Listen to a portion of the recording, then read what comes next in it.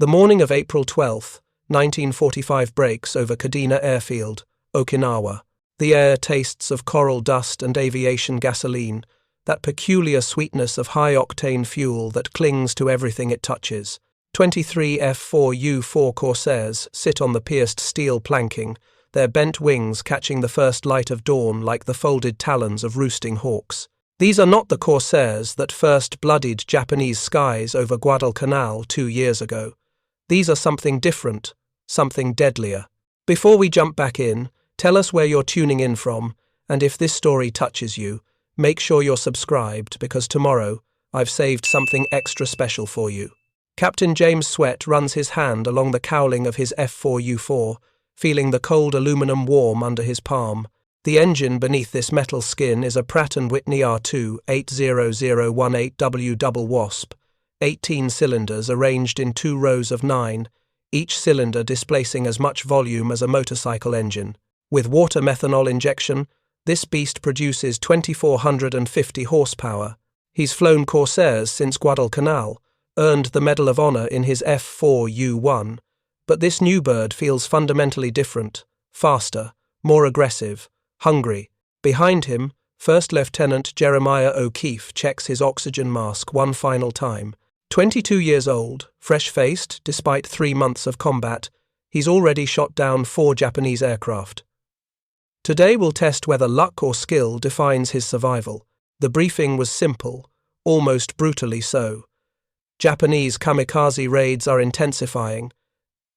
Yesterday, 37 Allied ships were hit, the fleet is bleeding, and Corsairs are the only thing standing between American sailors and waves of suicide aircraft. What none of these Marines fully understand yet is that they're flying aircraft powered by a fuel that represents the culmination of American industrial chemistry, a substance that allows their engines to generate power levels that would have destroyed earlier Corsair variants. The fuel flowing through their tanks is ANF48 specification 100/130 octane aviation gasoline, supplemented in some experimental batches with even higher performance variants that are being quietly tested in the PacificTheater. The numbers mean little to the pilots. What matters is what happens when they push the throttle forward. 3,000 miles west, in a cramped ready room at Kanoya Air Base on Kyushu, 21-year-old Flight Petty Officer Yasuo Kuwahara adjusts his leather helmet and tries to ignore the knot of fear in his stomach. He's been trained to fly the Mitsubishi, a 6M50, for exactly 19 days. 19 days to learn a machine that veteran pilots once needed months to master. Around him, 14 other young pilots prepare for their final mission. None of them expects to return. The Zero Kuwahara will fly was built in 1943, powered by a Nakajima Sakai engine running on 92-octane fuel when they can get it.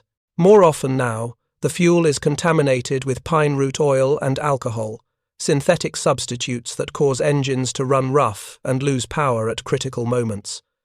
The aircraft itself is showing its age. Fabric patches cover holes in the wings. The cockpit smells of old sweat and fear. This is what desperation looks like, machined from aluminum and held together by determination. Preparing and narrating this story took us a lot of time, so if you are enjoying it, subscribe to our channel, it means a lot to us. Now, back to the story. The contrast between these two fighter forces represents more than tactical advantage. It embodies the fundamental asymmetry of the Pacific War by 1945. On one side, an industrial giant producing not just aircraft but the sophisticated fuels that allow those aircraft to achieve performance levels that rewrite the physics of air combat. On the other, a besieged island nation, whose fuel, refineries are being systematically destroyed, whose pilots are being thrown into combat with less training than a peacetime crop duster, whose most advanced tactical doctrine has devolved into organized suicide. The story of how American aviation fuel technology transformed the Corsair into a 448-mile-per-hour killer over Okinawa begins not in the Pacific, but in the research laboratories of Wright-Patterson Air Force Base and the refineries of Texas and California. In 1942, when the Corsair first entered service, standard American aviation fuel was rated at 100 octane. By 1943, This had been improved to 100/130, meaning it had an octane rating of 100 in lean mixture and could perform at 130% of pure iso-octane's knock resistance in rich mixture. The technical details matter because they translate directly into combat advantage. Higher octane fuel allows engines to operate at higher manifold pressures without detonating prematurely, a phenomenon called engine knock that can destroy a motor in seconds. The R28008 engine in early Corsairs was cleared for 60 inches of manifold pressure.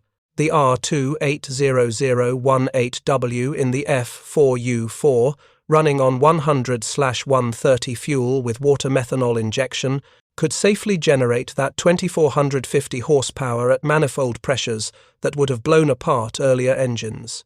But by late 1944, American researchers were testing even more advanced formulations.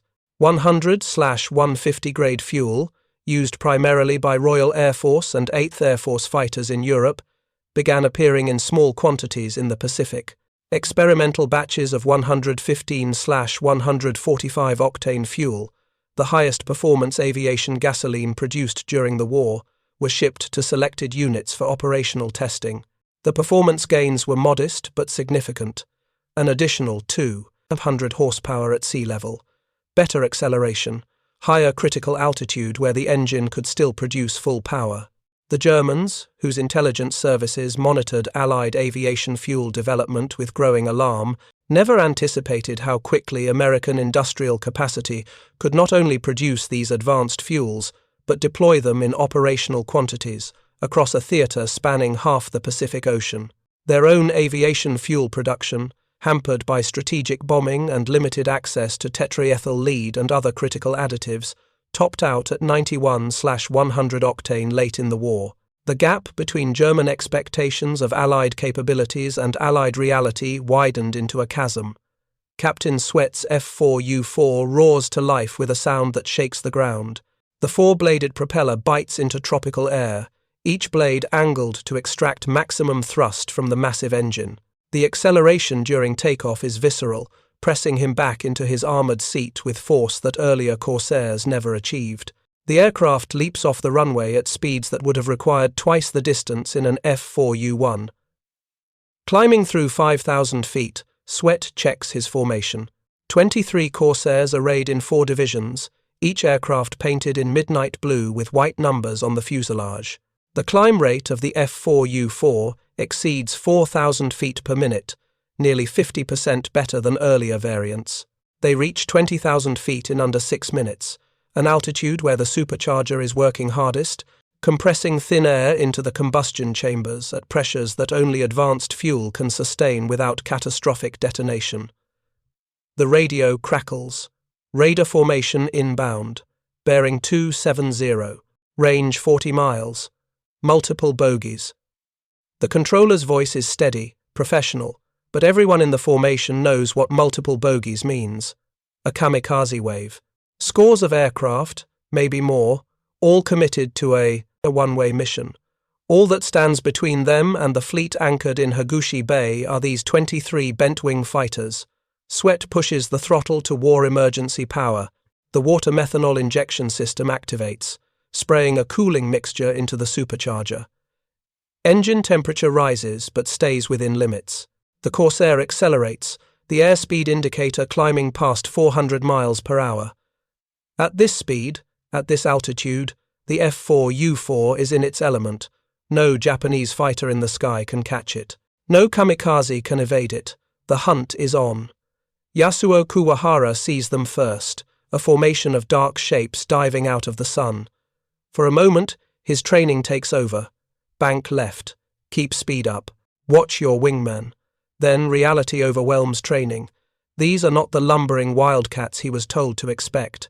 These are Corsairs, and they are moving faster than anything he has ever seen in the air. The first Corsair flashes past his zero at a closure rate exceeding 600 miles per hour. The American pilot doesn't even try to turn. He simply extends in a shallow dive, his bent wings steady, his .650 caliber Browning machine guns silent. Kuwahara pulls back on the stick, trying to follow, but the Zero is already approaching its structural limits. The American is accelerating away. A second Corsair rolls in from above. This one is not interested in fleeing. Captain Sweat has chosen his target, a lone Zero struggling to keep formation with the kamikaze strike group. The geometry of the intercept is brutal and simple. The Corsair dives from 22,000 feet, building speed until the airframe begins to buffet. Sweat's finger rests on the trigger. The gunsight pipper tracks across the Zero's fuselage. At 300 yards, he fires. The 6 Brownings unleash a storm of armor-piercing and incendiary rounds, each gun cycling at 800 rounds per minute. The weight of fire is catastrophic. The Zero's thin aluminum skin, designed for agility rather than protection, disintegrates under the impact. Kuwahara's aircraft shudders, rolls inverted, and begins to spin. He has time for one thought, a fragment of his mother's face, before the Zero impacts the ocean at terminal velocity. The battle lasts 18 minutes. When the smoke clears, 17 Japanese aircraft have been shot down. 14 of them are Zeros flying escort for the kamikazes. 3 are the suicide aircraft themselves, destroyed before they could reach the fleet. The Corsairs lose nothing. Not one bent-wing fighter goes down to enemy action. Lieutenant O'Keefe scores 3 kills, his Corsair absorbing hits from 20mm cannon fire that would have shredded earlier American fighters.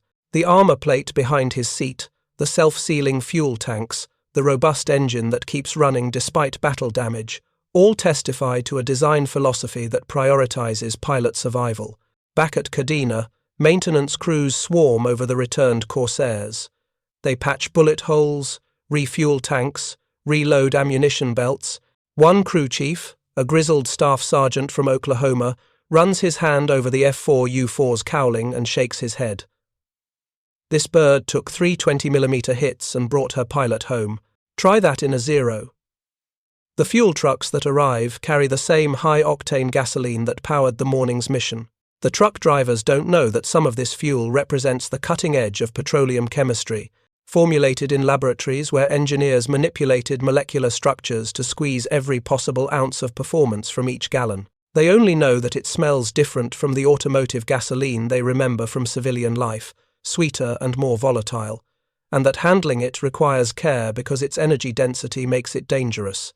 What they absolutely don't know, what even most of the pilots don't fully understand, is that American fuel production capacity has become a strategic weapon as decisive as any bomber or battleship. By April 1945, the United States is producing over 50 million barrels of aviation gasoline per month, most of it high-octane grades suitable for high-performance engines. Japan, by contrast, is struggling to produce enough synthetic fuel to keep any aircraft flying at all. The asymmetry extends beyond volume to quality. American fuel refiners have access to tetraethyl lead, a critical anti-knock additive that allows octane ratings to be boosted without changing the base fuel chemistry. They have access to alkylation and catalytic cracking technology that can transform low-grade petroleum into high-octane aviation gasoline. They have a logistics network that can deliver this fuel anywhere in the PacificTheater within days of production. Japan has none of this. Their fuel refineries, concentrated in the home islands and Manchuria, operate under constant threat of American bombing. The tetraethyl lead they need for high-octane production is almost impossible to obtain, requiring complex imports from European sources that have been cut off by Allied naval dominance. The fuel their aircraft burn is increasingly contaminated with substitutes, pine root extract, alcohol, even turpentine in desperate cases, anything to keep engines running for one more sortie. The morning of April 22nd dawns clear and hot. Lieutenant O'Keefe straps into his F4U-4 for the 3rd time in as many days. The mission is identical: combat air patrol over the fleet, intercept any incoming raids. The routine is becoming almost mechanical. Start engine, run through checks, take off, climb to altitude, wait for the call. It comes at 0900 hours. Large raid inbound. Estimate 80+ aircraft. All available fighters scramble immediately. 80 aircraft. The largest kamikaze strike yet. The mathematics are simple and terrifying. If even 10% get through, 8 ships could be hit. If the attackers focus on the carriers, the entire task force could be crippled. Everything depends on the Corsairs and Hellcats forming the combat air patrol barrier. O'Keefe's division is vectored toward the incoming raid. They spot them first as a dark cloud on the horizon, a swarm of aircraft at various altitudes, some as low as 500 feet, others climbing to 12,000. The formation is chaotic, undisciplined, the mark of hastily trained pilots thrown into combat with minimal coordination. But there are so many of them. The Corsairs dive into the formation like wolves into sheep. The speed advantage is absolute. The F4U-4 seconds blast through the Japanese formation at speeds the Zeros and kamikaze aircraft cannot match. O'Keefe selects a Zero trying to protect a Val dive bomber. The geometry is perfect. The Corsair closes from 7 o'clock high, speed building through 400 miles per hour. The Japanese pilot never sees the attack. 6 streams of 50 caliber fire converge on the Zero's cockpit. The aircraft explodes. The pilot killed instantly. O'Keefe pulls up, climbs using the excess speed from his dive, rolls inverted, and selects another target. A Judy dive bomber, painted in camouflage green, carrying a 500-kilogram bomb under its centerline. The pilot is flying straight and level, focused on the fleet ahead, oblivious to the Corsair diving out of the sun. Another burst. The Judy's engine catches fire. The aircraft rolls lazily to the left and begins its final descent. The pattern repeats. Dive, fire, climb, repeat. The F4U-4's superior speed and climb rate allow American pilots to control every aspect of the engagement. They choose when to attack and when to disengage. The Japanese have no counter. Their aircraft are too slow to catch fleeing Corsairs, too fragile to survive hits from 650 caliber machine guns, too poorly trained to execute complex defensive maneuvers. By the time the raid is broken, 53 Japanese aircraft have been destroyed.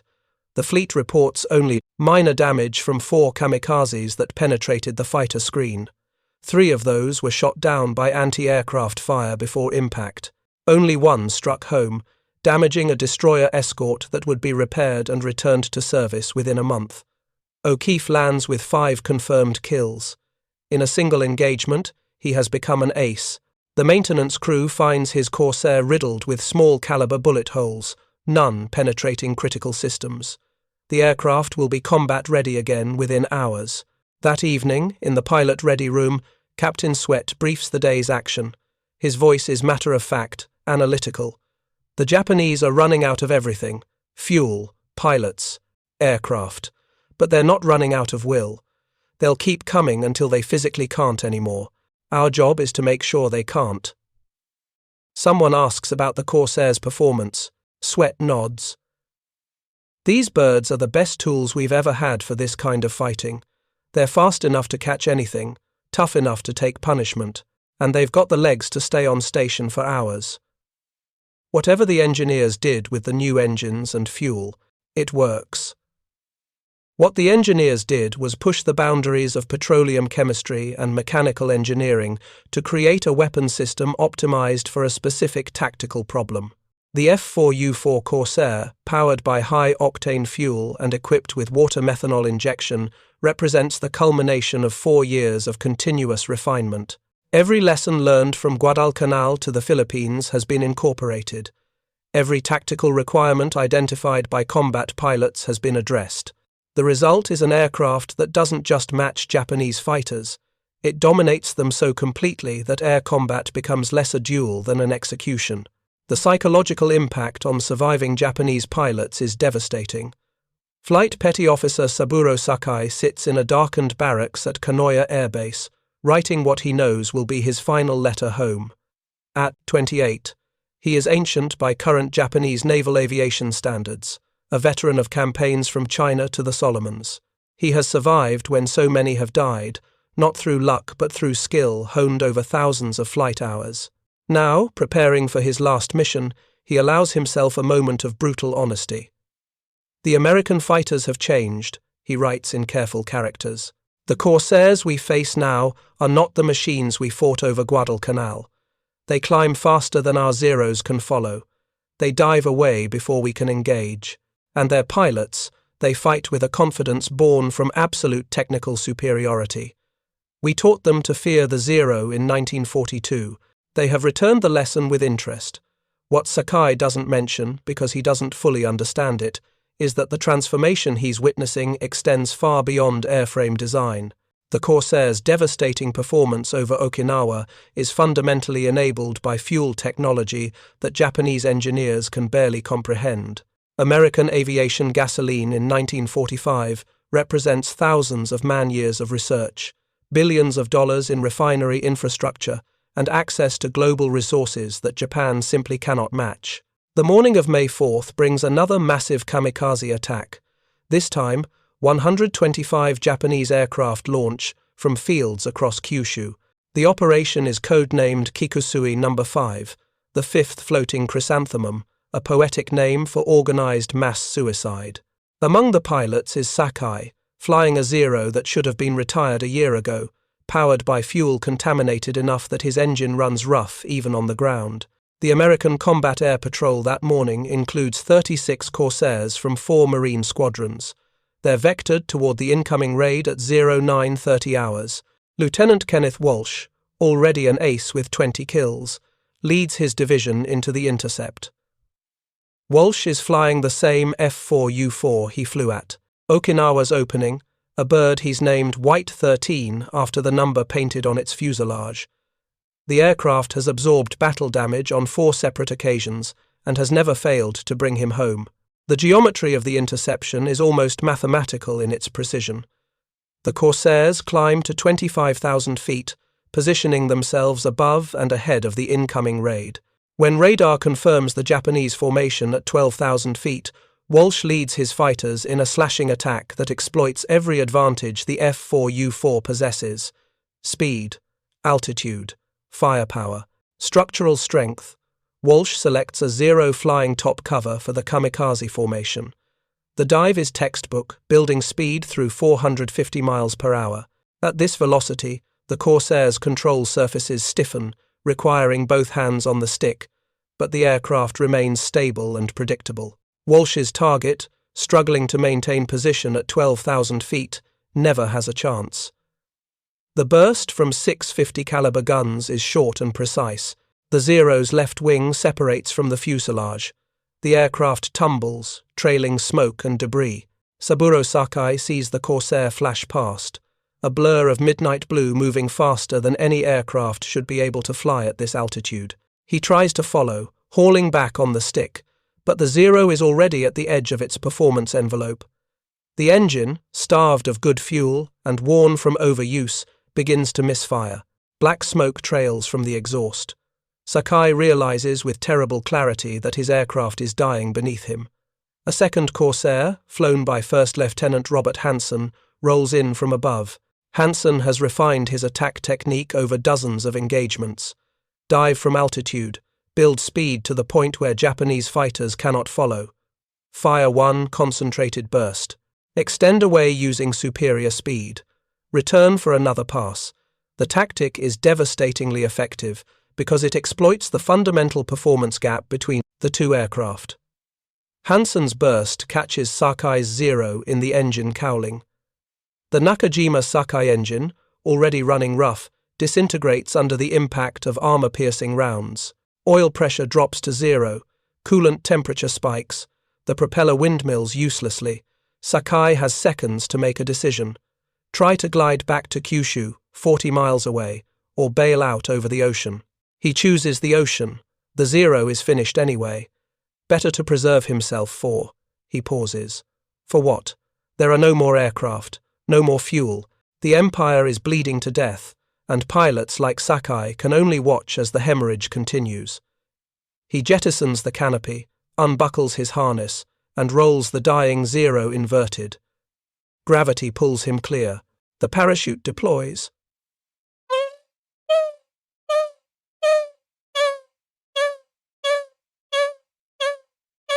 Below, his aircraft impacts the water and disappears. Sakai will spend 3 hours in the water before a Japanese destroyer picks him up. By the time he's back at Kanoya, the raid he participated in has been annihilated. Of 125 aircraft launched, only 19 return. 14 Japanese ships are sunk or damaged. The exchange rate is catastrophic. The Americans can sustain these losses indefinitely. Japan cannot. The technical explanation for this disparity involves more than just aircraft performance. It encompasses the entire industrial ecosystem that supports American air operations. Consider the fuel logistics alone. Each Corsair sortie over Okinawa consumes approximately 250 gallons of high-octane aviation gasoline. A typical combat air patrol mission lasting 3 hours requires one Corsair to burn through fuel that represents dozens of man-hours of refinery work, transportation by tanker ship across thousands of miles of ocean, and storage in facilities protected against Japanese attack. Multiply that by hundreds of sorties per day, and the scale becomes staggering. The American logistics network supporting operations over Okinawa delivers over 2 million gallons of aviation fuel per week to forward bases. This fuel is not generic gasoline. It is precisely formulated ANF48 specification, tested for octane rating, vapor pressure, gum content, and dozens of other parameters that ensure engine reliability at maximum performance settings. The Japanese, by contrast, are mixing pine root oil with their remaining stocks of conventional gasoline, producing a fuel so inferior that it fouls spark plugs, clogs fuel lines, and reduces engine power by 20 to 30%. Pilots report that their aircraft struggle to reach operational altitude. Engines that should produce 1,100 horsepower are lucky to generate 800. The performance penalty compounds tactical disadvantage into strategic catastrophe. American engineers at Wright-Patterson Air Force Base and the Naval Air Materiel Center in Philadelphia are already working on next-generation fuel formulations. Experimental batches of 115/145 octane fuel undergo testing in captured Japanese aircraft, just to understand what would happen if enemy pilots somehow gained access to American fuel supplies. The tests confirm what combat results already demonstrate. Even with perfect fuel, Japanese aircraft cannot match late-war American fighters because the fundamental designs are optimized for different performance parameters. The Zero was designed for range and maneuverability at the expense of speed, armor, and firepower. In 1941, when fuel supplies were adequate and pilot training was extensive, these trade-offs made sense. By 1945, they represent a death sentence. The aircraft cannot be retrofitted with more powerful engines because stronger engines require stronger airframes. The lightweight construction that gives the Zero its legendary agility also makes it structurally incapable of handling the stresses of high-power engines running on high-octane fuel. Meanwhile, the Corsair was designed from inception as a brute force solution to carrier-based air superiority. The massive R2800 engine, the inverted gull wing to accommodate the huge propeller, the armor plate protecting the pilot, all of these design choices prioritized performance over elegance. When high-octane fuel became available, the Corsair's airframe was strong enough to handle the increased power. When water methanol injection was developed, the cooling systems could be adapted. The aircraft evolved because its fundamental design permitted evolution. If you find this story engaging, please take a moment to subscribe and enable notifications. It helps us continue producing in-depth content like this. By mid-May 1945, the aerial battle over Okinawa has settled into a grim pattern. Japanese kamikaze attacks continue daily, each one smaller than the last as the supply of aircraft and pilots dwindles. American fighter screens, dominated by Corsairs and Hellcats, intercept and destroy the raids with mechanical efficiency. The kill ratios become almost obscene: 15-1, 20-1, 30-1. Captain James Sweat tallies his final score on May 23rd. 16 confirmed kills, all achieved in the Corsair. In a post-war interview, he reflects on what the F4U-4 meant to Marine pilots over Okinawa. "We went into combat knowing we had the superior machine. That confidence, knowing your aircraft can outperform anything the enemy throws at you, it changes how you fight. You're not defensive, you're not trying to survive, you're hunting." The hunting metaphor is apt but incomplete. What Sweat and his fellow pilots are doing is more systematic than hunting. They are executing an industrial-scale slaughter enabled by technological supremacy so complete that individual pilot skill becomes almost secondary. The best Japanese pilot flying the best Zero cannot defeat an average American pilot in a Corsair because the performance gap is too wide to be bridged by technique alone. Japanese post-war accounts describe the period from April to June 1945 as the darkest time, when experienced aviators who had survived years of combat finally confronted the reality that they could no longer win air battles. Lieutenant Takeo Tanimizu, who flew 73 combat sorties and survived the war, wrote in his memoir, "We knew the Americans had better aircraft, better training, better everything. But over Okinawa, we learned that the gap was not something we could overcome through courage or sacrifice. It was absolute." The fuel technology advantage manifests in countless small ways that compound into strategic dominance. Corsairs can loiter on combat air patrol for hours because their engines consume fuel efficiently at cruise settings, while retaining the ability to generate maximum power on demand. Japanese aircraft burn through their contaminated fuel quickly and cannot sustain high-power settings without risking engine failure. Corsairs can engage at altitudes where Japanese engines, starved of good fuel and proper maintenance, sputter and lose power. The three-dimensional chess game of air combat becomes two-dimensional when one side cannot effectively fight above 15,000 feet. The industrial base supporting Corsair operations extends beyond fuel to include spare parts, maintenance equipment, trained ground crews, and a logistics network that can replace a damaged aircraft within days. When a Corsair takes battle damage too severe for field repair, it is either cannibalized for parts or shipped back to a depot-level maintenance facility. A replacement aircraft arrives from the United States within a week. The squadron's operational strength never falters. Japanese squadrons operate with no such support. Damaged aircraft are patched together with whatever materials are available. Spare parts are salvaged from wrecks. When an engine fails, there may be no replacement. Pilots are assigned aircraft that are barely airworthy, held together by the mechanical ingenuity of ground crews working miracles with inadequate resources. The attrition is relentless and irreversible. By early June, the kamikaze attacks have nearly ceased, not because of any change in Japanese strategy, but because there are simply too few aircraft and pilots remaining to mount effective operations. The Battle of Okinawa grinds toward its conclusion in savage ground fighting, but the air battle is over. The Corsairs have won so decisively that Japanese air power ceases to be a meaningful factor in American operational planning. The final kamikaze attack launched from Kyushu occurs on June 22nd. 7 aircraft, a mixture of Zeros and Vals, make a desperate run toward the Allied fleet. They are intercepted 40 miles from their targets by a division of 4 Corsairs, led by none other than Lieutenant Kenneth Walsh. The engagement lasts 4 minutes. All 7 Japanese aircraft are destroyed. Walsh himself accounts for the final kill of his career, his 21st, a Zero that explodes under a concentrated burst of .50 caliber fire. Walsh will receive the Medal of Honor for his actions throughout the Okinawa campaign. In his citation, there is no mention of fuel octane ratings or engine manifold pressures. Such technical details rarely appear in heroic narratives. But Walsh knows, as do all the Corsair pilots who fought over Okinawa, that their aircraft's superiority was built on a foundation of industrial chemistry as much as aeronautical engineering. The Germans, monitoring Allied fuel technology throughout the war, produced desperate assessments in the final months.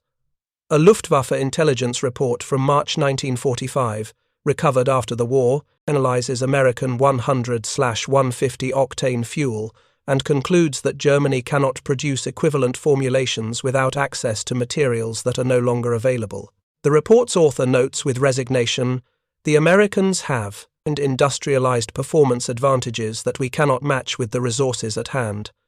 This represents a fundamental strategic failure." The Japanese face an even grimmer reality. Not only can they not produce high-octane fuel, but their ability to produce any aviation fuel at all is collapsing. American submarine operations have strangled the tanker routes from the Dutch East Indies. Strategic bombing has damaged refineries in Japan and Manchuria. The synthetic fuel plants that might have provided alternatives lack the tetraethyl lead and other additives necessary for acceptable octane ratings. By July 1945, Japanese aviation fuel stocks are measured in weeks, not months. In this context, the Corsairs' dominance over Okinawa becomes more than tactical success. It represents the culmination of American industrial strategy, the ability to not just outproduce the enemy, but to out-engineer them at every level, from molecular chemistry to operational logistics. The F4U-4, powered by high-octane fuel, is not just an aircraft. It is a weapon system that integrates research, manufacturing, logistics, and combat employment into a package that the Japanese cannot counter. The final numbers tell the story with brutal clarity. Over Okinawa, Corsairs are credited with destroying over 2,000 Japanese aircraft for fewer than 100 losses to all causes, including accidents and anti-aircraft fire. The kill ratio in pure air combat exceeds 20-1. These are not the statistics of a fair fight. They are the statistics of industrial-age warfare, where technological superiority compounds into overwhelming advantage. Saburo Sakai, recovered from his water landing, flies no more combat missions. He is reassigned to training duties, teaching new pilots tactics that he knows are obsolete. In a letter to a fellow veteran, he writes, "I teach them to dogfight the American machines, to use superior turning radius and low-speed handling. But I know these lessons are meaningless. The Americans do not dogfight anymore. They dive, they shoot, they extend away at speeds we cannot match. All our old advantages have become irrelevant." The Corsair pilots returning to the United States in late 1945 bring with them stories that seem almost fantastic to stateside audiences. Aircraft that could climb to 25,000 feet in 6 minutes. Fighters that could catch and destroy any Japanese plane in the sky. Machines so robust that they could absorb dozens of bullet hits and still fly home. The stories are true, but they omit the unglamorous foundation that made such performance possible. That foundation was built in refineries across Texas, California, and the Gulf Coast, where petroleum engineers manipulated hydrocarbon chains to produce fuel that could unleash unprecedented power from aircraft engines. It was built in research laboratories where chemists experimented with additives and formulations, seeking that perfect balance of energy density, knock resistance, and stability. It was built in logistics networks that could deliver millions of gallons of precisely formulated fuel across an ocean to forward bases carved from coral islands. The Germans expected Allied fighters to be constrained by the same fuel limitations that hampered the Luftwaffe. They expected octane ratings in the low hundreds, maybe 110 or 115 at best, with all the engine power limitations those fuels imposed. They did not anticipate that American industrial capacity could not only produce high-octane fuel in vast quantities, but continuously improve it throughout the war. The title speaks of 165-octane fuel, a figure that stretches the historical truth, but the underlying reality was no less remarkable. American fuel technology by war's end represented a quantum leap beyond anything the Axis powers could produce.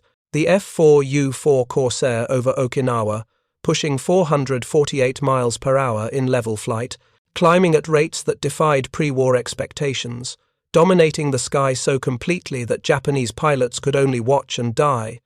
This aircraft was the visible manifestation of invisible advantages. Every time a pilot pushed the throttle to war emergency power and felt that surge of acceleration, he was feeling the product of petroleum chemistry, metallurgy, and industrial organization working in concert. The Japanese never expected this. Their intelligence services, focused on counting aircraft and tracking deployments, missed the fundamental revolution in American aviation fuel technology. They assumed that fuel was fuel, that octane ratings varied only incrementally, that the constraints that limited Japanese engines would equally limit American engines. This assumption proved catastrophically wrong. By August 1945, when atomic bombs ended the war, the Corsairs' dominance was so complete that it had become almost routine. Marine squadrons could brief missions with the expectation of 0 losses. Pilots could attack ground targets knowing that no Japanese fighter would challenge them. The transformation from defensive fighter struggling for parity in 1942 to absolute master of the Pacific skies in 1945 had taken less than 3 years. That transformation was powered, quite literally, by fuel that represented the cutting edge of wartime chemistry. The engineers who developed that fuel never received medals or public recognition. Their work was classified, technical, unglamorous, but their contribution to Allied victory was as significant as any general's strategy or pilot's heroism. They gave American pilots the tools to dominate the sky, and those pilots used those tools with devastating effectiveness. The story of the Corsair over Okinawa is often told as a story of aircraft design and pilot skill. Those elements matter. But the untold story, the one that reveals the deeper dynamics of industrial warfare, is about fuel, about octane ratings and manifold pressures, about refinery capacity and logistics networks, about the unglamorous science that transforms petroleum into power and power into supremacy. The Germans never expected 100/150 fuel to appear in operational quantities. They certainly never expected the experimental batches of 115/145 being tested in the Pacific, and they absolutely never anticipated that American industry could produce such fuels by the millions of gallons while simultaneously building thousands of aircraft to burn them. The scale of the miscalculation beggars description. For the Japanese pilots who faced the Corsairs over Okinawa, the experience was less about being outfought than about being rendered obsolete. They flew aircraft designed for a different kind of war, powered by fuel that represented industrial desperation, facing an enemy that had solved problems they didn't know existed. The results were foreordained. The only variable was how long the slaughter would continue. Lieutenant Jeremiah O'Keefe, who shot down 7 kamikazes over Okinawa, returned home to a quiet life. In a 1978 interview, asked about his experiences, he reflected, "We had the best equipment, the best training, the best support. The Japanese were brave. You have to give them that. But bravery can't overcome that kind of material disadvantage. They were fighting World War II with technology from 1939. We were fighting with technology from 1945.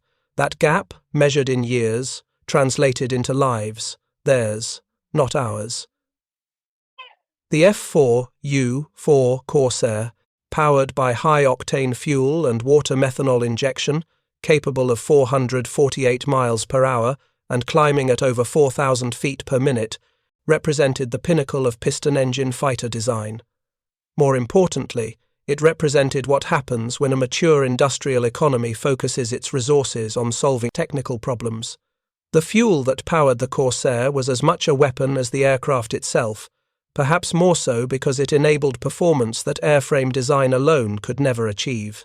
Over Okinawa in the spring and summer of 1945, that weapon proved decisive. The bent-wing fighters that Marines once called ensign eliminators for their tricky handling became Angels of Okinawa for their life-saving effectiveness. The transformation was built on aluminum and courage, but also on petroleum chemistry and industrial capacity. The complete picture includes all these elements, from the prosaic to the heroic. The Pacific War ended not because one side ran out of courage or determination, but because one side ran out of everything else: aircraft, pilots, fuel, hope.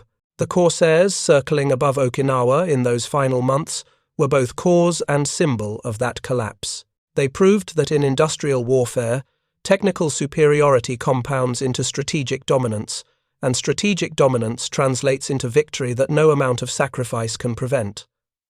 The Germans never expected it, the Japanese couldn't counter it, and the pilots who flew those bent-wing fighters over the Pacific understood it instinctively, even if they couldn't articulate it.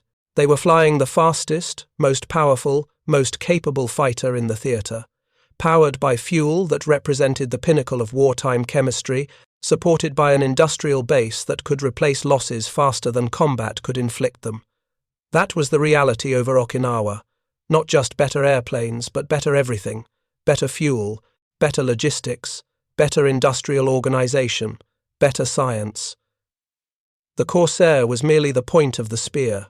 Behind it was the entire weight of American industrial might, and that weight proved irresistible. Up next, you've got two more standout stories right on your screen. If this one hits the mark, you won't want to pass these up. Just click and check them out. And don't forget to like, subscribe, and turn on the notification bell so you don't miss any upload from us.